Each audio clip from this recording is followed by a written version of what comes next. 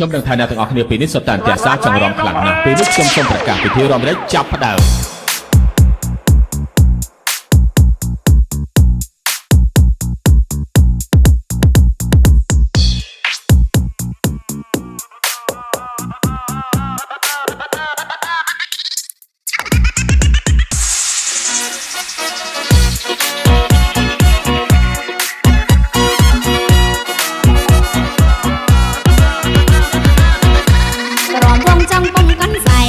រំវងចង់ពំកាន់សែងរំលែងម្នាក់ឯងឥតមានក្រាំងព្រាត់បងបយនឹងរវីក្រវត្តប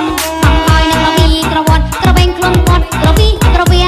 បានជះតែក៏រំជន់ជើងយើបានជះតែក៏រំជន់ជើងហាមហើយគ្នាយើងកុំរករឿងតពីសែងណាកំឡោកំឡោយើពីសែងណាកំឡោក្រមុំស្រស់ស្រស់យ៉ាងនឹងចាំថ្ងៃញឹមញឹមចាំចូលសុំម៉ៃអូញឹមញឹមចាំចូលសុំម៉ៃចាក់កន្តែរ៉ៃក្បាច់ម៉ៃចែកឲ្យគេរមទៅមុខទៅក្រោយយោ